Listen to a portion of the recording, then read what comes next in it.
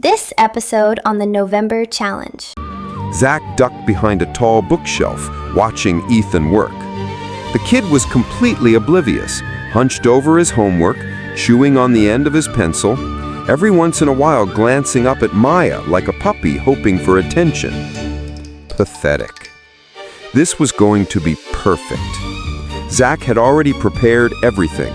Hey guys, welcome back to the November Challenge series. Now if you don't know what this is, you probably missed episode 1, so check the description for the link or find my November Challenge playlist. I'm uploading new episodes every Tuesday and Friday at 2 p.m. For those of you who joined me from episode 1, yay! I really hope that cliffhanger was good enough and, the rest too. So I'm ecstatic you're here. Let's do this! Last time, we ended when Ethan stood there, punch-drenched, Zach glaring at him and that ominous notebook waiting in Zach's locker. Get a snack, or even better, go for a walk. That's what I like to do when listening to a story. Earbuds in, and here goes episode 2. Enjoy! Episode 2. A Guide to a New You. The November Challenge.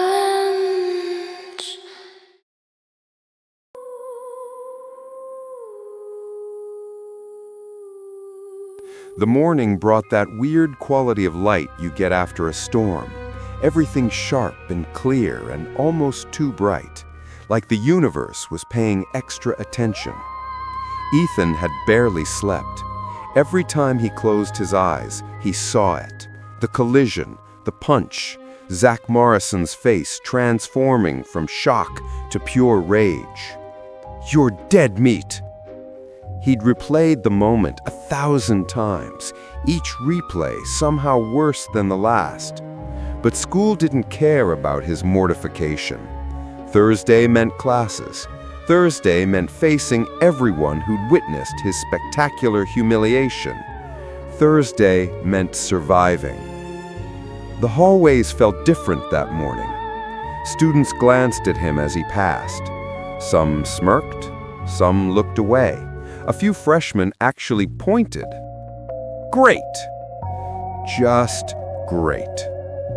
By fourth period, Ethan had perfected the art of making himself invisible. Head down, headphones in, moving through the school like a ghost who really didn't want to be noticed. When the final bell rang, he did what he always did when life got overwhelming.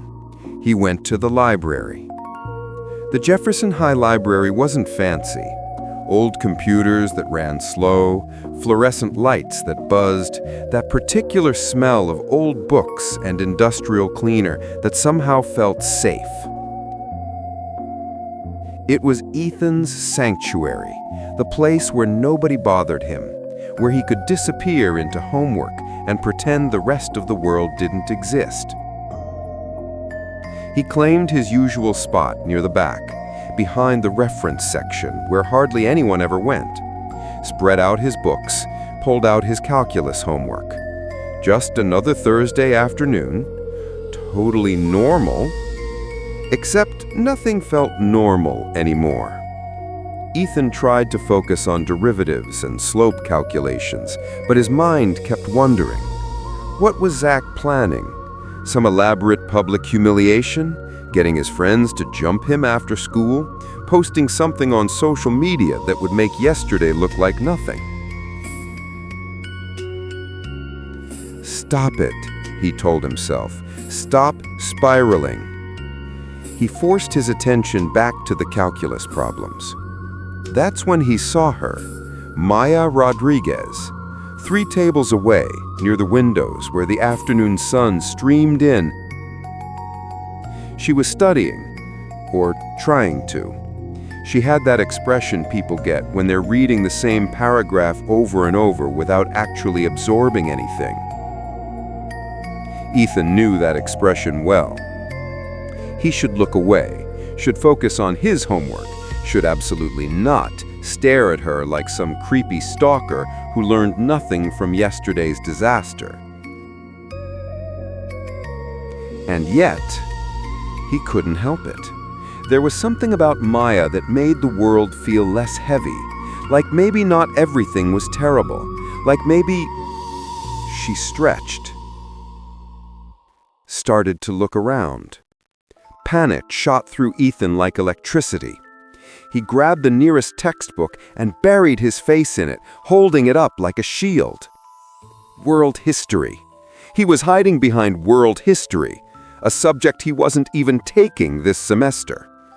Smooth, real smooth. He peeked over the top edge. Maya was scanning the library with this slightly confused expression, like she'd felt someone watching her but couldn't figure out who. Ethan ducked back down. This was insane. He was a junior in high school, not a cartoon character, and yet here he was playing peekaboo with a textbook he'd grabbed at random. He forced himself to put the book down, return to calculus, act normal. Be normal. Eventually, his heartbeat slowed, the embarrassment faded to a manageable background hum. He actually started making progress on his homework.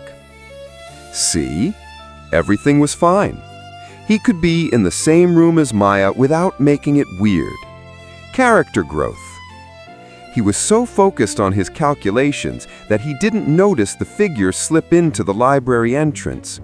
Didn't see them pause, scan the room, lock onto their target.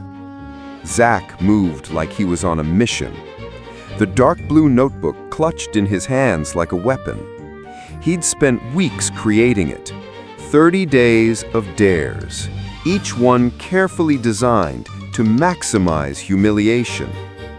It had started as a joke, really, just a way to blow off steam after a bad day, writing down increasingly ridiculous challenges he'd never actually use.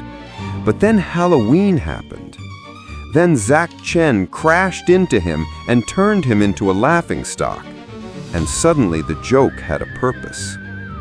Zach ducked behind a tall bookshelf, watching Ethan work. The kid was completely oblivious, hunched over his homework, chewing on the end of his pencil, every once in a while glancing up at Maya like a puppy hoping for attention. Pathetic. This was going to be perfect. Zach had already prepared everything, printed a fake encouraging note on generic paper so it couldn't be traced, taken photos of key dare pages on his phone so he could track Ethan's progress, even worked out the timing. He just needed the right moment. Ethan was distracted. Good, but not distracted enough. Then Maya stretched again, stood up, and walked toward the bathroom. And Ethan, predictable as clockwork, watched her go. That was his window. Zach moved fast. Silent steps across the carpeted floor, past the study carrels, past the computer stations, straight to Ethan's table. The kid had books spread everywhere, notebooks, pencils, that beat-up backpack he always carried. And right there, a stack of library books Ethan had pulled for research. Perfect. Zach slipped the November Challenge diary into the middle of the stack. Not on top, where it would be obvious. Not on the bottom, where it might be ignored. Right in the middle. Natural. Like it had been there all along. He backed away, heart pounding. This was it, the revenge plan in motion. In his haste, his hip caught the corner of a book cart. The sound was catastrophic in the library's quiet. Books shifted, wheels squeaked, metal rattled against metal. Every head turned, including Ethan's. Zach winced, forced a casual expression, waved at the librarian like, "Oops, my bad," and hurried toward the exit before anyone could ask questions. Zach allowed himself a smile as he pushed through the library doors. Perfect. It was all perfect. Now he just had to wait.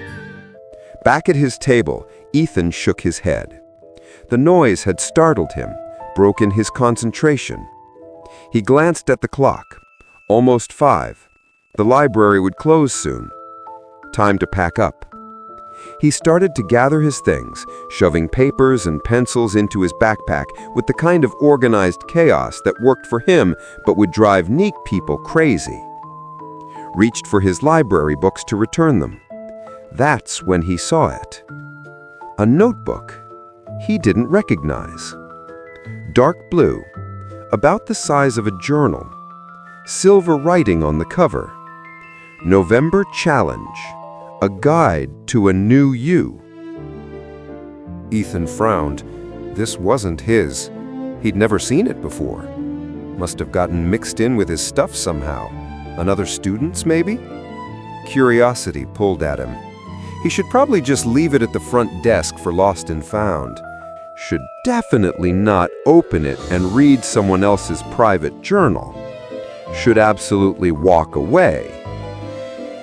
He opened it. The first page was typed, formatted like some kind of official document.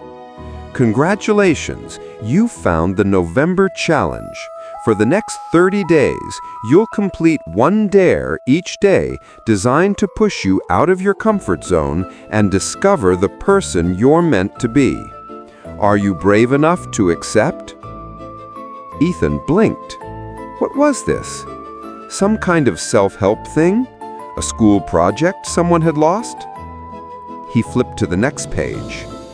Challenge 1. Wear your clothes inside out all day. A laugh escaped before he could stop it. This was ridiculous. Who would actually do this? Walk into school looking like a complete idiot on purpose? It had to be a joke, some kind of prank or social experiment or... Ethan closed the notebook. This was none of his business. He should turn it in. Let whoever created it come claim it. But something stopped him. He thought about yesterday, about being invisible, about tripping and spilling that drink and becoming a joke for everyone to laugh at. He thought about Maya's smile, about never having the courage to talk to her, about playing it safe every single day of his life. What if? The thought came unbidden. What if he could be someone different? Someone braver, someone who actually did things instead of just thinking about them. This was crazy. He wasn't going to do any of these dares. That would be insane. But, almost without deciding to, Ethan slipped the notebook into his backpack. Just to look at, just to read more at home. He wasn't committing to anything. The library was closing. The librarian was giving him the look. Time to go. Ethan shouldered his backpack and headed out. The autumn evening was crisp and cool, the kind of weather that felt full of possibility. On the bus ride home, he pulled out the diary again, read the first dare one more time. Challenge 1. Wear your clothes inside out all day. His finger traced the words. Could he? Could he actually walk into school tomorrow looking deliberately ridiculous? Face the stares and the laughs and the inevitable mockery? Yesterday he'd been humiliated by accident. Tomorrow he'd be doing it on purpose. That was different. That was brave. All right, that's episode 2. So Ethan's really doing this. He's going to walk into school with his clothes inside out because he found a mysterious notebook in the library. Solid decision making, no notes. Real question though, would you do it? Seriously, comment yes or no. Episode 3 drops Tuesday. That's when we see if Ethan has any regrets. Spoiler, probably. Subscribe if you're coming back. See you Tuesday.